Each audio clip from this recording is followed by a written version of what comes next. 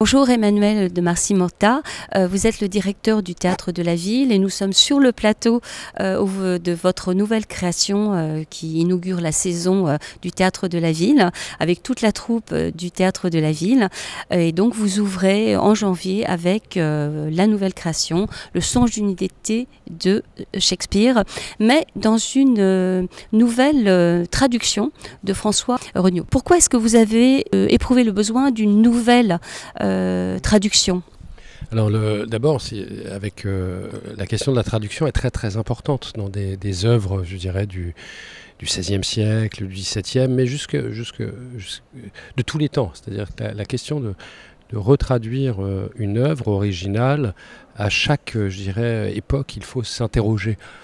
Parce qu'il y a, en fonction des traducteurs, un rapport à la langue qui peut être tout à fait différent. Soit celles et ceux qui ont voulu, au contraire, rendre plus contemporain, plus proche d'eux, soit au contraire, comme des grands poètes comme Victor Hugo, qui a traduit beaucoup de Shakespeare, de trouver la langue française par rapport à la langue de Shakespeare. Et dans mon cas, par rapport à votre question, pourquoi cette nouvelle traduction? Pour deux raisons. La première, c'est que François Regnault, qui a donc retraduit entièrement la pièce, c'est quelqu'un qui a traduit déjà beaucoup de théâtre, qui a travaillé avec Patrice Chéreau, avec Brigitte Jacques, qui a retraduit déjà pour moi une première pièce de Shakespeare il y a plus de 20 ans, Peine d'amour perdue, pour cette troupe d'acteurs aussi. Donc c'est aussi des collaborations, des amitiés, des fidélités, je dirais, de théâtre, de réflexion. Et je suis très attaché à cette question, c'est-à-dire continuer à travailler ensemble, ça veut dire au théâtre, continuer à chercher ensemble, continuer à chercher pour voir comment on continue à inventer ensemble. Voilà. Et vous avez à la fois signé la mise en scène, mais aussi la scénographie avec Natacha Le Guen de Kernaison. Pourquoi est-ce aussi important pour vous de mettre la main à la pâte, mais dans la scénographie, d'utiliser peut-être aussi toutes les ressources de votre théâtre? Pour moi, la question de l'espace a toujours été très importante. Le théâtre, pour moi, c'est bien sûr l'acteur, bien sûr le texte dont on parle, mais c'est aussi et beaucoup, et on l'oublie souvent, c'est une question d'espace et de temps. Donc, d'un espace, c'est d'une durée, et comment on travaille dans cet espace, comment on construit cet espace. Donc, depuis que je fais du théâtre, depuis tout jeune, j'ai toujours aimé faire des croquis, penser dans quel espace je travaille. J'avais un grand collaborateur qui était Yves Collet, avec qui on a travaillé pendant plus de 25 ans. Il est décédé récemment. On avait commencé ensemble la collaboration sur spectacle. Alors, des fois, on signait tous les deux, des fois, je signais pas. Ça n'avait pas beaucoup d'importance. Mais j'ai toujours travailler la création de l'espace pour la mise en scène. C'est important pour vous oui, parce que moi, je n'aime pas les décors qui viennent s'imposer ou se poser sur la scène, mais plutôt dans quel espace on va jouer. Ça fait partie de la réflexion. Ça fait partie de la réflexion sur l'œuvre même. Dans quel espace ça se joue, comment on va représenter les enjeux, que ce soit l'amour, la haine, la passion, ce qui se passe dans une scène, mais dans quel espace. Et comme j'aime les espaces qui bougent, j'ai toujours aimé les espaces mouvants, les espaces qui se transforment, si vous voulez, qui ne soient pas fixes, soit quand j'ai mis en scène le rhinocéros, ici même il y a longtemps, ou 6 personnages en quête d'auteur de Pirandello, dans tout le travail de scénographie, c'est aussi la mobilité de l'espace, comment l'espace lui-même est un acteur finalement, un personnage quasiment de la pièce, ou une métaphore sur la pièce, mais à travers des objets ou des éléments qui vont eux-mêmes se déplacer. Mais on a vraiment l'impression justement que dans la scénographie, ce qui a été travaillé, et vous me direz si vous êtes d'accord, c'est à la fois le visible et l'invisible. Ça, c'est extrêmement important ce que vous dites, c'est-à-dire la part de ce que l'on voit, de la part de ce qu'on ne voit pas, comme il y a dans un texte, tout ce qu'on n'entend pas, mais qu'on peut ressentir. C'est-à-dire, cela s'appelle aussi l'émotion, par exemple, chez un personnage, où à travers le travail de l'acteur, on va ressentir des choses qui se dépassent, ou qui précèdent, ou qui viendront après le texte. Une émotion qu'on va ressentir, c'est-à-dire toute cette part du langage non verbal. Et pour le visible et l'invisible, c'est la même chose, de manière très concrète. Avant de rentrer dans des questions plus profondes sur l'invisible, qui est une question extrêmement importante dans cette pièce, mais je dirais dans tout l'ensemble de mon travail, c'est ce que je cherche en fait. Des fois, il faut rendre visible les choses, et des fois, au contraire, il faut mettre en scène l'invisible, et mettre en scène ce qui n'est pas dit ou ce qui n'est pas vu. Et cela demande une grande concentration, et d'essayer, on ne le réussit pas toujours, que le spectateur, la spectatrice ressente cet espace de l'invisible, profondément, mais au fond de lui-même, que ça puisse le traverser. Donc cette scénographie, elle est faite pour mettre en scène l'invisible, faire apparaître concrètement les personnages, les acteurs, donc non pas des coulisses, mais qu'ils arrivent du fond. On ne sait pas d'où, on ne les voit jamais. Oui. Donc ce sont plus des surgissements à la scène, on pourra dire des apparitions justement, plutôt que des entrées en scène. Et j'ai dit très tôt aux acteurs, il n'y aura pas d'entrée en scène. D'ailleurs, ils arrivent soit par des trappes en dessous, mais quelquefois on ne les voit même pas, ces trappes s'ouvrir ou se fermer. Et ils arrivent de la pénombre pour arriver dans la lumière. Ils naissent à la scène, ces personnages. Donc ça, ça fait partie de la réflexion scénographique, c'est-à-dire quel est l'espace dans lequel nous vivons la pièce. Et c'est vrai que vous parliez d'apparition, mais pour le spectateur, il y a un grand plaisir aussi à voir cette magie opérée, puisque comme vous le disiez, les personnages à la fois apparaissent de façon quasiment magique, disparaissent aussi, à la fois des autres personnages, mais aussi aux yeux des spectateurs. Tout à fait, c'est-à-dire que la pièce est construite sur justement ces personnages qui ne se voient pas toujours entre eux. Il y a ces trois mondes et les mondes ne se pénètrent pas les uns les autres. Et c'est une des grandes difficultés de la pièce, de Shakespeare, mais c'est sa force, sa puissance. Et c'est une pièce qui est quelque part retorse en fait, parce qu'il joue de manière extrêmement, sans vouloir rentrer dans les choses trop complexes, mais il joue de manière extrêmement habile sur la juxtaposition de trois mondes, alors qu'il y a un entrelacement entre ces mondes, mais qui n'est pas visible. Quelle est l'influence des Pucks sur le monde des humains, c'est-à-dire des fées, de ce monde de l'imaginaire, sur notre propre monde, quelle est l'interaction possible alors que nous ne nous en rendons pas compte, mais à la fin les personnages se demandent quand même s'ils sont dans un rêve ou si c'est une réalité, y compris leurs propres décisions. Donc cela pose la question du niveau de conscience, comment on pense les choses, comment on les reçoit. Donc, du point de vue du théâtre, le théâtre c'est l'endroit où l'on joue en fait. Donc on peut avoir une pensée très élaborée, mais il faut toujours pouvoir jouer et que l'acteur puisse jouer avec cela et qu'il y ait une grande plaisir finalement pour l'acteur, mais pour moi aussi pour le spectateur, de voir apparaître et disparaître les êtres, parce que c'est notre sort finalement. Nous ne savons pas tellement d'où nous venons. Bien sûr, on a une famille, une histoire, mais on apparaît, on disparaît. Et pour moi, cette pièce, c'est un peu aussi une métaphore sur notre propre existence, cette apparition et cette disparition que le théâtre permet de jouer devant nos compatriotes, devant nos citoyens, devant nos amis, devant celles et ceux qu'on ne connaît pas, et de partager cette sensation-là. Et vous parliez d'espace, et il y a de mon point de vue un grand contraste entre l'espace du début qui est le palais de Thésée, qui est extrêmement contraint avec ce grand carré lumineux, et qui correspond aussi à cette loi des pairs qui contraint la jeune Hermia, et puis après cette fuite vers cette forêt où tout est possible, avec tout le pire qui pourrait aussi arriver. Voilà. Lorsque Albert Camus aime à dire j'aime beaucoup cette phrase. Il dit quand tout est possible, le pire est possible aussi. Oui. Donc on rêve tous que tout soit possible, qu'il n'y ait pas de limite au possible dans nos propres existences ou dans la pensée. Mais il faut bien mesurer, quand on dit cela, que tout est possible, le pire est possible. Alors ça ne veut pas dire qu'il faut limiter les choses, mais ça veut dire que les expériences peuvent alors aller très loin.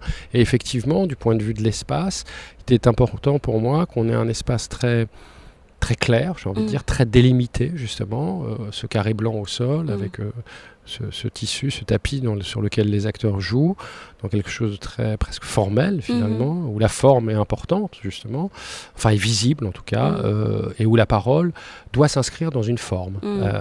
C'est-à-dire comment trouver toujours, c'est ce travail entre le fond et la forme en fait. Cette parole du père très coercitive, contraignante, où il accepterait, il préférerait même que sa fille meure plutôt qu'elle lui désobéisse.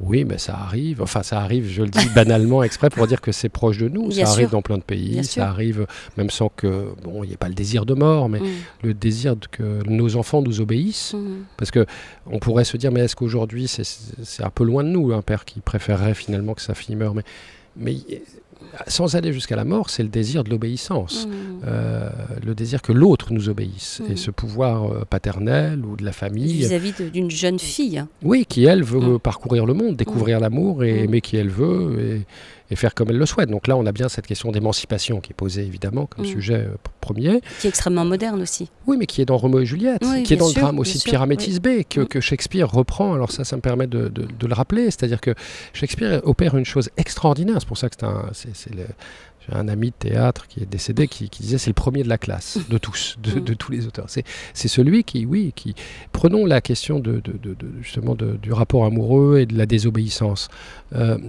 il l'invente aussi dans cette grande pièce qui est Roméo et Juliette. Mais Roméo et Juliette est tiré de Pyramétis B. Et à l'époque, quand Shakespeare fait cela, à la fin du XVIe siècle, tout le monde connaît Pyramétis B. Ses spectateurs à lui, c'est comme si nos spectateurs à nous connaissaient vraiment tout le drame qui se joue. Et lui, il déjoue l'histoire qu'il connaît en inventant Roméo et Juliette. Et regardez ce qu'il a réussi à faire. Personne ne se souvient aujourd'hui de Pyramétis B quasiment dans cette salle. Par contre, tout le monde connaît sur la planète le titre, au moins, de Roméo et Juliette. Donc, il a réussi à inscrire une nouvelle écriture, pensée, qui perdure et qui est considérée comme une des plus grandes aujourd'hui. Et qui est classique maintenant.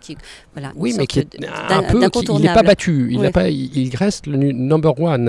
Au tennis, il serait le numéro 1 encore. Donc c'est très fort et ça nous interroge sur la capacité créative, la pensée, la puissance c'est-à-dire de l'imaginaire, justement, et de la transmission de siècle en siècle de quelque chose qui est finalement comme les grands textes, les grandes œuvres, que ça soit dans la religion aussi, dans le théâtre, parce qu'il ne faut pas oublier que le théâtre vient de la religion, ils s'en est séparés, ils s'en est éloignés, mais c'est une racine qui leur est commune, et ça nous renvoie à la question de la croyance, du être ensemble, dans un espace, de comment on critique alors, puisque c'est un autre espace, c'est celui de la critique, celui du théâtre aussi, et du regard sur le monde, donc c'est toutes ces questions qui sont fondamentales, je crois, aujourd'hui. Donc, cette première scène, vous avez raison, elle est très formelle, elle est très cadrée pour pouvoir après arriver dans la forêt, je dirais magique. C'est-à-dire, c'est quoi la forêt magique? C'est la forêt, mais cela existe. Moi, j'étais dans les forêts d'Afrique centrale, l'endroit où on initie aussi les êtres à d'autres pratiques.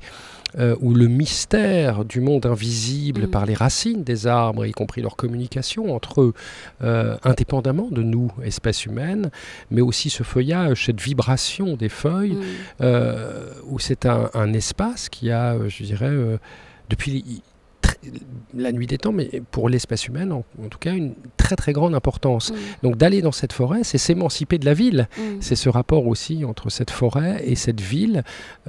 Et qu'est-ce que l'on peut retrouver du pire et du meilleur au fin fond de la forêt de soi-même. Non pas de la parole du père, mais de sa propre parole avec l'autre, et peut-être de son mensonge, etc. Donc c'est quelque chose de très très profond. La pièce est extrêmement profonde, je pense. Et on a l'impression que l'étrangeté, que le côté, vous me direz si vous êtes d'accord avec ça, si les côtés, les aspérités comiques ont été un petit peu gommées et que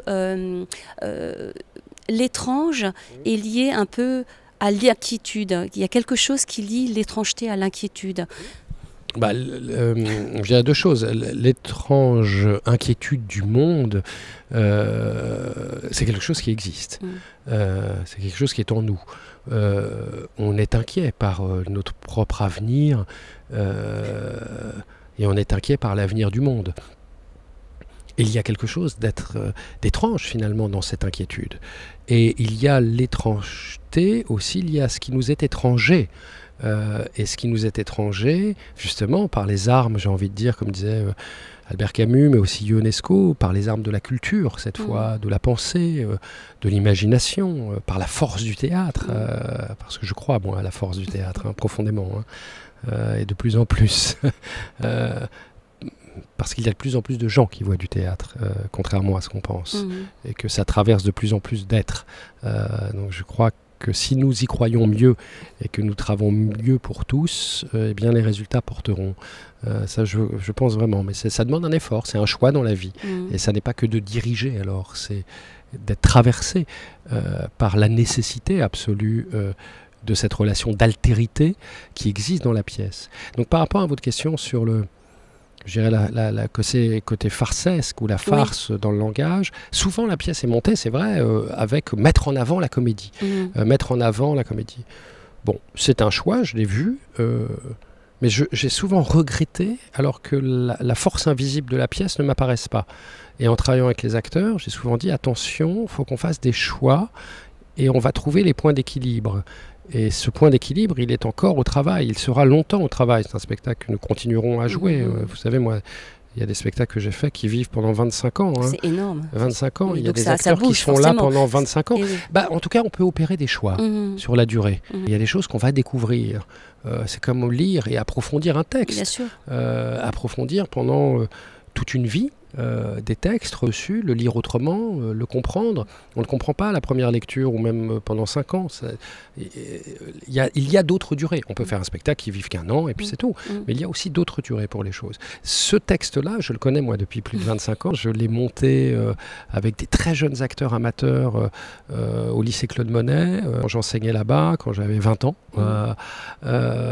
Il y en a hier qui sont venus voir la représentation, qui aujourd'hui sont des gens qui ont plus de 40 ans, qui sont avocats, d'autres libraires, etc.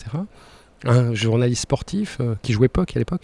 Donc c'est cette question qui est importante pour moi. C'est la force du théâtre dans ce qu'elle transmet et dans ce qu'elle développe. Donc dans cette œuvre, j'ai cherché cette fois dans cette mise en scène-là à pouvoir plonger plus profondément parce que j'ai traversé entre-temps Ionesco, Camus, c'est-à-dire des auteurs qui ont été très inspirés, y compris par cette pièce. Et je vais même vous dire, quand j'ai fait le choix de monter Lewis Carroll, Alice traverse le miroir et